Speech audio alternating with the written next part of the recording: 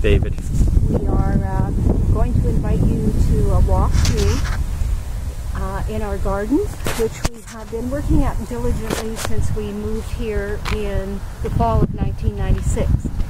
When we came here to this house, this area that is now a full-blown perennial rock garden, it was all sod, and we decided to turn it into a front garden bed. So most of these plants, except for the ones in the planter pots, are all perennials, so they come back each year, and that makes it for ease of care.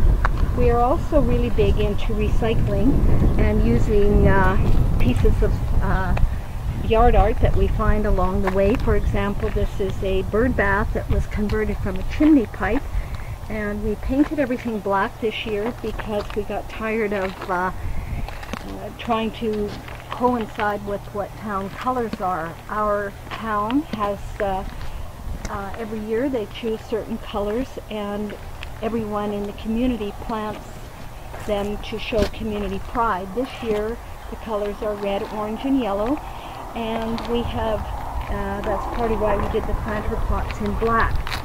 This garden cart was something that David found at the dump, and we turned it into a planter pot. The grasses worked out well with the colors being red, orange, and yellow this year, because our tiger lilies are a bright orange. They're starting to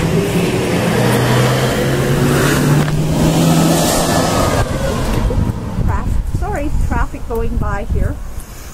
They're starting, the tiger lilies are sort of on the wane now, but they've been putting on a good show for the last week to 10 days.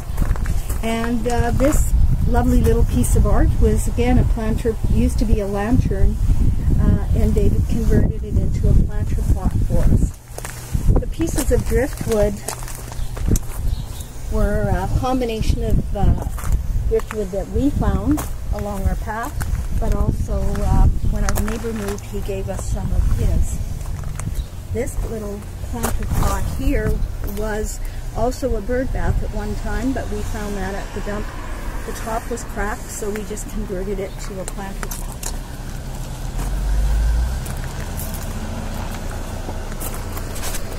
As we come along this path, we used to have a few growing vines here at the front door, but this year we decided to have a showy amount of color, and we have also got our whiskey barrels that we have had with us since 1994 when we first came to Manitou. They are showing their age a little bit, but they go with the overall rustic feel of the house. This is an arbor that we put in. We like our climbing vines to give it some shade and a little bit of ambiance. And this is called our outer courtyard. This used to be part of our driveway, but we converted it again into some garden space using every little inch that we have. And the hops are growing, and this gives you an idea and growing. And growing. The birds love it. We have birds, you can see one just flew in. It gives them shade and privacy for their nests. And we just here's the big slide. Yeah, that's it's more than 25 feet, isn't it? Oh, about 35 feet. 35 feet. That's going into our great room. We have a sunken living room and the 3 skylights. That's another video to come. Yes. So on to the inner courtyard. Now we're heading towards the inner courtyard. We didn't have any shade in our garden, and one day I said to David, "Ooh, why don't we build, or why don't you build a lattice work area for us?" And he did. Really good job. People have said that it is like a Greek courtyard, and it is a really nice place to relax, and all of our shade plants are thriving, as you can see. This one with the yellow spikes is called the ligularia. We have one over here, but it doesn't like the sun, so it's kind of wimping out. We have all container pots here as well. And this garden wasn't doing as well when we first put it in, and we are rather amazed that the hostas just took off this year. They're very happy. We used to have them in a more confined area on the north side of the house, and since we put them in here, we have a more than lush garden. So this is one shot of the deck coming into the inner courtyard. David did a great job. He's had lots of compliments on this deck, and we are really, really enjoying it.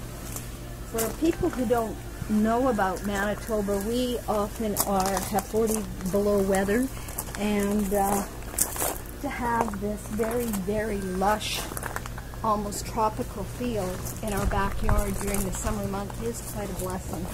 They are all perennials, so they come back every year. Okay, I just stopped there. So maybe you could, David put this courtyard up, what, in one weekend? Yep, 3 days. 3 days. And the vines are a combination of hops and Virginia creepers, and they also come back every year. And a couple of black raspberry bushes have survived.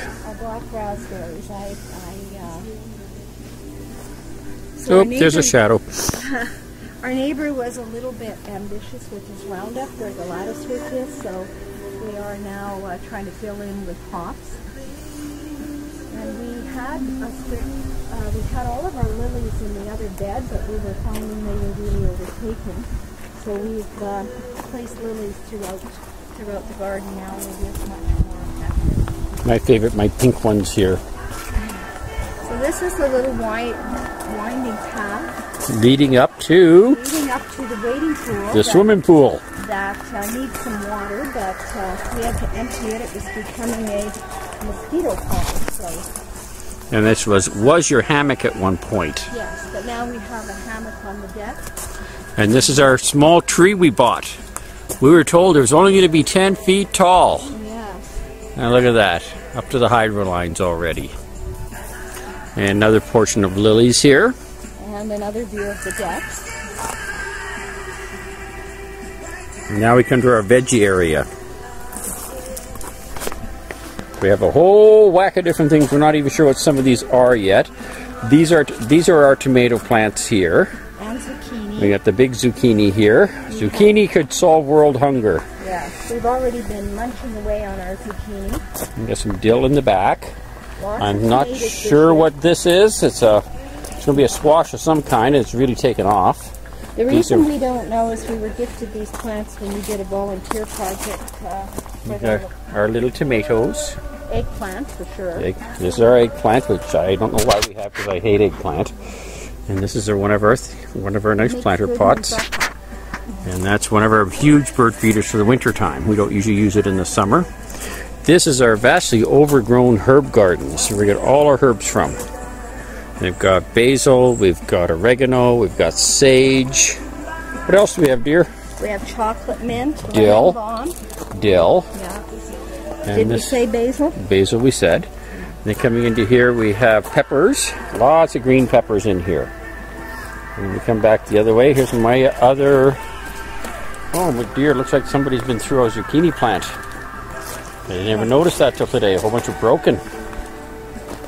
Probably pasture. Oh, more than likely. So again, this is the lily bed. We have a variety of lilies that put on a show at different times. The tiger lilies come first, and right now more of the pinks and the burgundies are out. Before the lilies bloom, we have peony bushes, so they put on they're very showy as well. They got multicolored ones in this bed. So as you said, we kind of spaced them out because they outgrew the area by the peony bed. And we have our guardian wolves, which weigh about 250 pounds each. We walk in, we have our 2 planter pots with wave petunias, some ground cover in the center.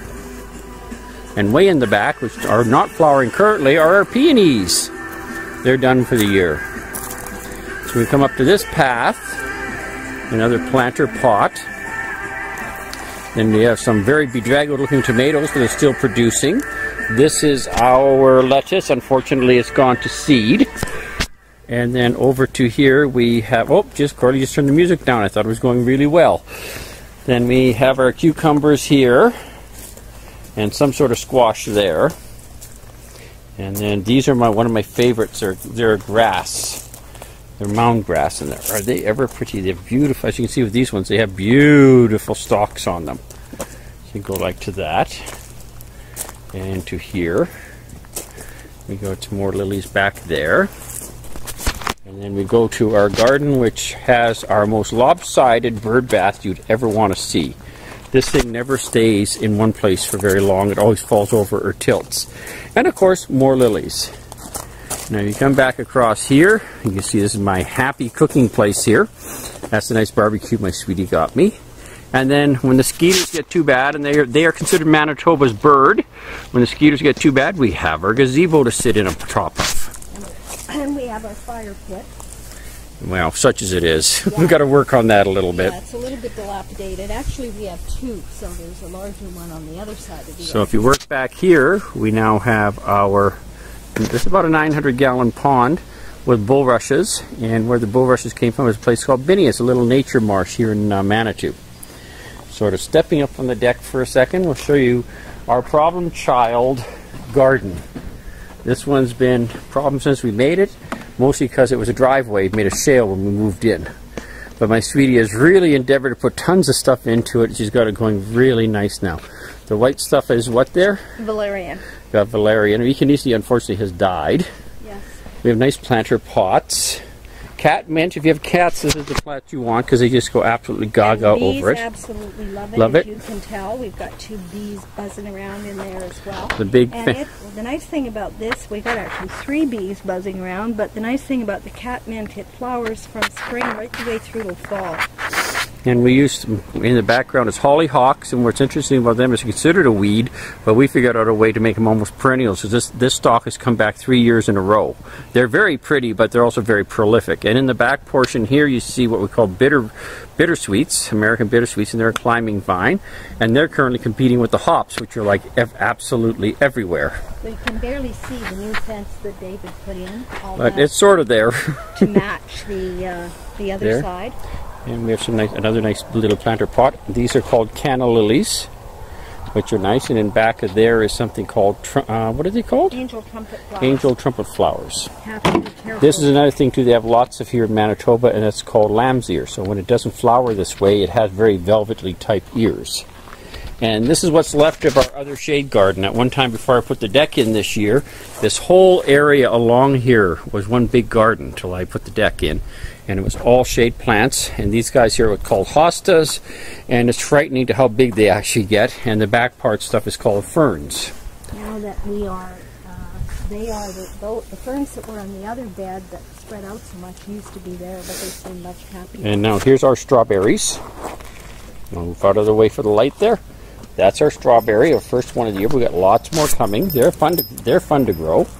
And then along here. So now we'll come back and have a look at the deck I just built, which about what, 3 weeks ago, a month ago?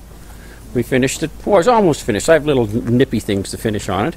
But it ended up being, we had a 16 by 16 foot deck, which is what this was, and I expanded it by putting an upper level here of 8 more feet, so it's actually a 20 by 24 foot. As I came 4 feet where the planter pot's here as well. So this is, we figure we can comfortably fit 15 people here easily without a problem on it. And you come into here, and this is my sweetie's pride and joy, her hammock. She gets to sit out here and play on her computer, meditate, or whatever's home. This is my sweetie's own little corner here. And like I say, we got some nice shade plants here. And then you go over there, a couple more over here too that are shade. And that gives you a nice view of the inner courtyard from the other side. And then the green stuff here is called Bleeding Hearts. Bleeding Hearts. It is very prolific. And the railing here was taken from the upstairs, which I'll show you a little bit towards the end of the video of what it had here. But we painted it what's called John Deere Green. Being in a rural community. I'll try to get out of the shot there. This is the water treatment we have. It's sort of nice. Sits there, makes a nice sound. If you listen too much, you have to pee at night. And this is the most interesting plant we got as a gift from somebody. We're not even sure what it is, but it has this very interesting stalk about it. It's almost like corn. So we'll have to figure out what that is about. And then we sort of pan out this way. This is our other area. Lovely little fairy angel that In a minute.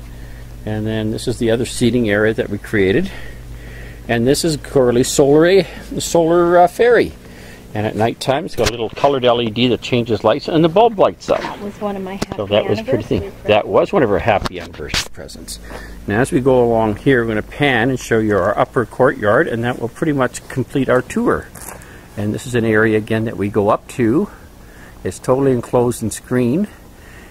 And this is where we like to go up to if the bugs get too bad or we have some more seclusion. So this sort of ends our tour of this portion until we say basically a goodbye. Thank you very much for spending the time to share our garden with